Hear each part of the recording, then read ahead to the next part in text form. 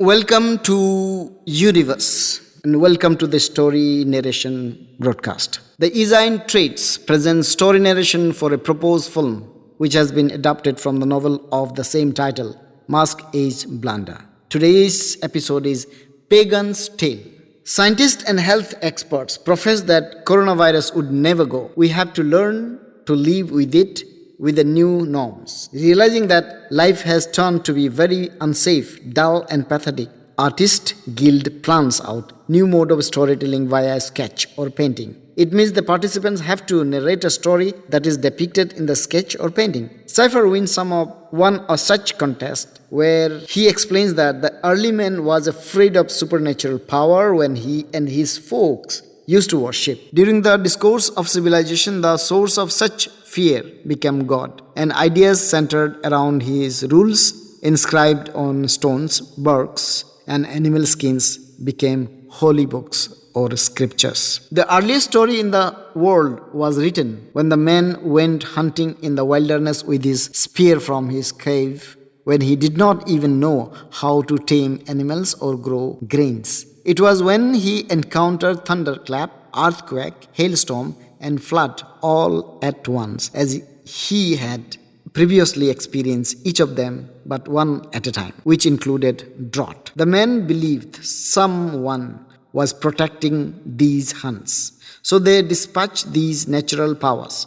But he needed to eat to live, so he had to kill. As a result, his conscience compelled him to appease nature's powers, and he dared to stand in the rain, storm, and torrential flood, offering his sacrifice. The hunt he killed for his family. He stood there bowing, watching two sunsets. His family and neighbours stood there quietly watching him because they did not know how to summon him back to the safe cave. The time around, only infamous religious leaders were invited to the big house of Grand Master, while the host was an atheist chosen through a lottery.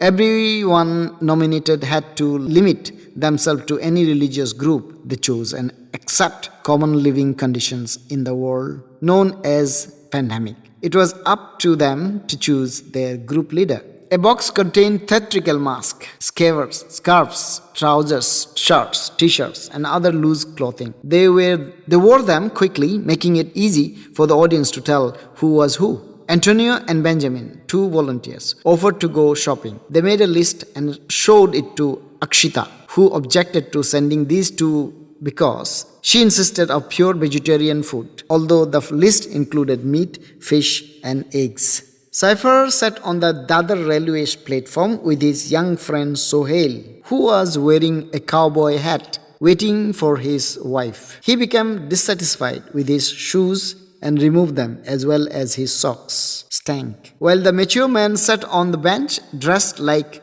Charlie Chaplin, with a hat and a stick, the platform was less crowded. The adolescent sat on the bench, erectile age, sipping an energy drink. That's all for the episode today. Would appreciate if you visit for the next episode.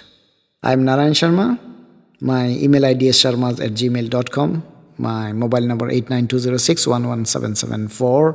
It would be really nice if you visit amazon.in to purchase this book. I also be helpful if you write me an email or an SMS to send you the PDF version of the book. Thank you.